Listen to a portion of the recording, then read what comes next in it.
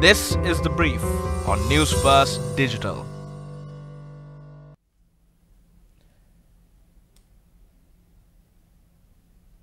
Good evening and welcome. This is The Brief at 7 on Newsfirst Digital, a brand new news bulletin in English brought to you on the Newsfirst.lk Facebook page. I'm Ramesh, Irugalbandara. And I'm Serala, Fonseka.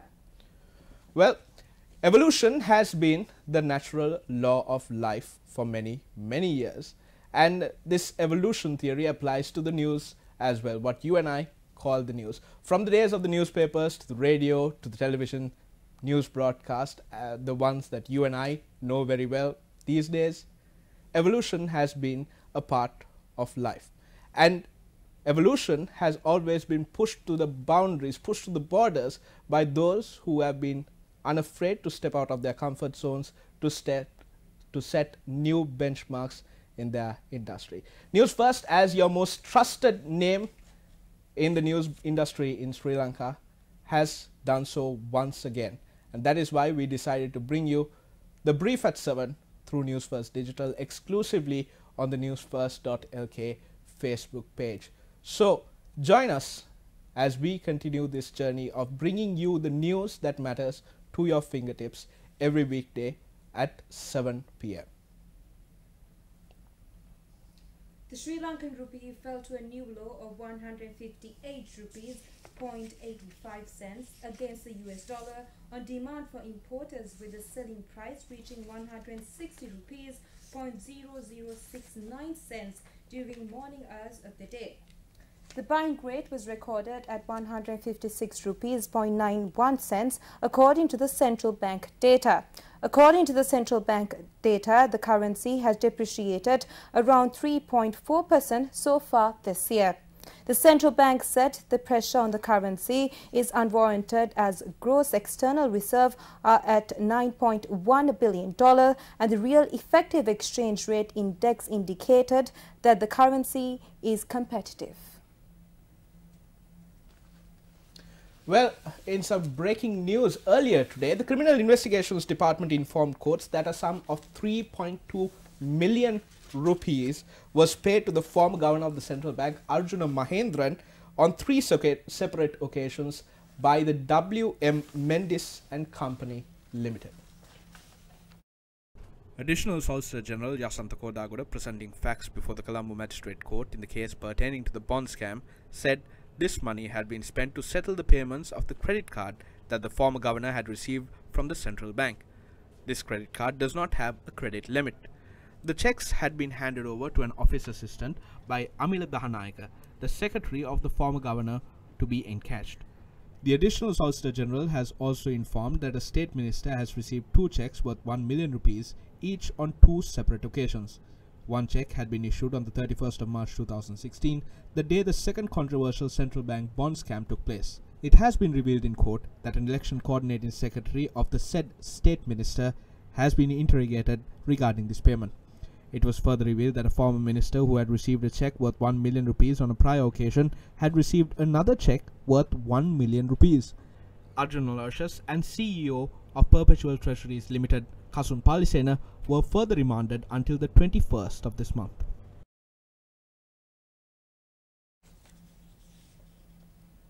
Now, the Speaker of Parliament, Karu Jayasuriya, made a special statement in Parliament today regarding the 118 list of individuals who accepted money from the alleged perpetrators of the bond scam.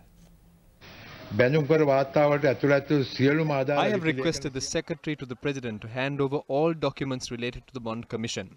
As soon as he returns to the country, Parliament will get these documents with the assistance of the Attorney General and the IGP.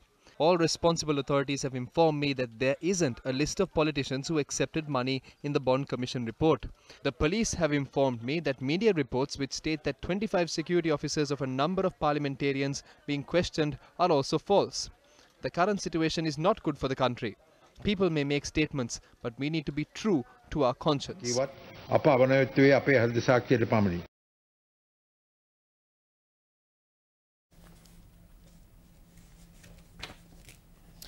41,000 new tax files in just 3 weeks.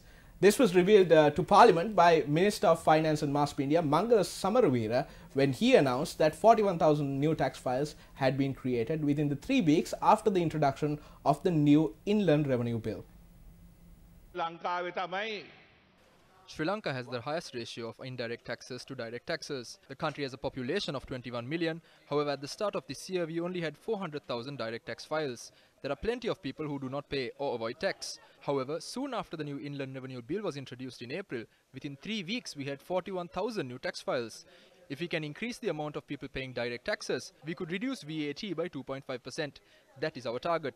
We reduced the prices of beer. This has resulted in a drop in other alcohol sales. I believe that the prices of Arak should be reduced as it is the common man's drink. If everyone here agrees, we could do it.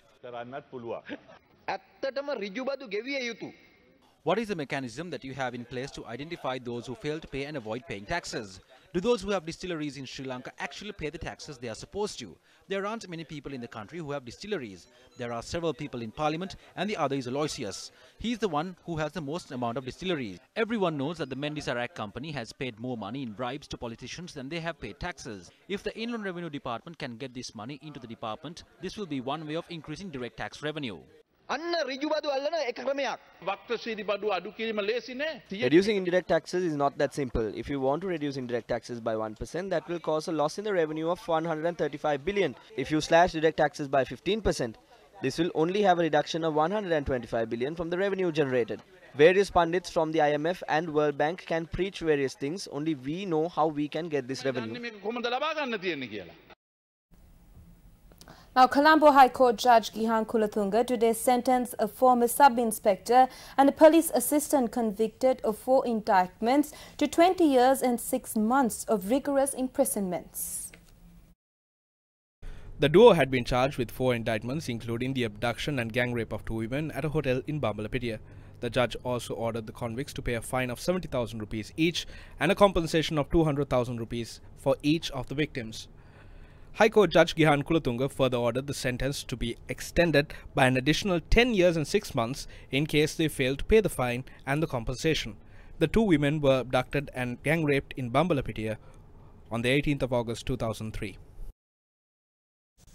Well, a Sri Lankan man who threatened to detonate a bomb on board a Malaysian Airlines plane has been jailed in Australia.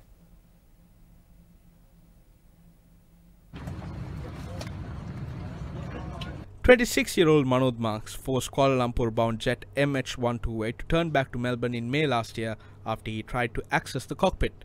He was later found not to be carrying explosives and in a drug-induced psychosis. Marks was in Australia on a student visa and had been released from a psychiatric facility on the day of the incident. Shortly after takeoff, he brandished 2 black items, later found to be a portable speaker and a battery pack with flashing lights. The flight, which was carrying more than 200 people, landed safely about 15 minutes after Marks was tackled to the ground by passengers. Marks will be deported after serving a maximum sentence of 12 years. And Al Jazeera exposed that the match fixing rocked the cricketing world several weeks ago. Sports First has also been able to expose a number of malpractices that came to light in the wake of the pitch fixing scandal. With several names being revealed, what action can be taken against such persons? Minister of Sports shared these views on his future plans. We are prepared to bring in new legislation in the future to combat match fixing. I also hope to create a separate police unit to combat this in the near future. I will be presenting a cabinet paper in this regard. We can address such issues in accordance with our current laws, but I believe there needs to be specific laws for this purpose. Even during my discussions with the ICC, they emphasize that action needs to be taken in accordance with the laws of each country.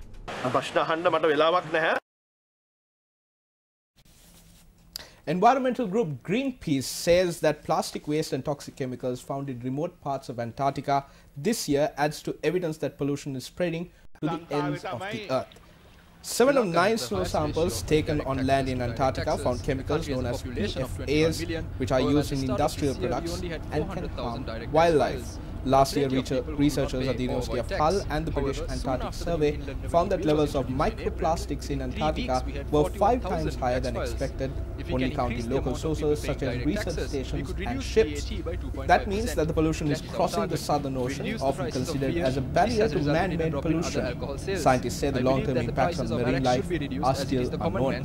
At the other end of the world, researchers in Germany reported in April that sea ice is floating on the Arctic Ocean contains large amounts of plastic waste which could be released as the ice thins because do those who of have global distilleries warming. in Sri Lanka actually pay the taxes they are supposed to? There aren't many people in the country who have distilleries. There are several people in parliament and the other is Aloysius. He's the one who has... Well, Singapore's Minister of Foreign Affairs Vivian Balakrishnan departed Beijing for Pyongyang today, days before it plays host to leaders of North Korea and the United States. Balakrishnan, who went to Washington earlier this week, will meet his North Korean counterpart Ri Yong-ho and the President of the Supreme People's Assembly and ceremonial President Kim Yong-nam during his 2-day visit to Pyongyang, according to a government statement. US President Donald Trump and North Korean leader Kim Jong-un are due to hold their historic meeting in Singapore next week. The United States and North Korea agreed upon Singapore last month as the venue for the first ever meeting between the leaders of the two countries. The White House said then it will choose Singapore because it could ensure the security of both leaders and provide a neutral meeting ground.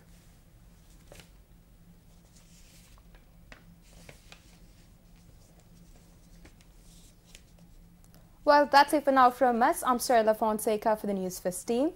And I'm Ramesh Irugalbandara. Don't forget to send in your comments and views on this live online news bulletin, Sri Lanka's first online news bulletin, through our Twitter handle as well as through our Facebook page and our website www.newsfirst.lk. In addition, in order to make this more interactive, we will be reacting to your comments made on the comment section of this live broadcast over the next 15 minutes. I'm Ramesh Irugalbandara. Join us again, same time, same place, for the brief at 7.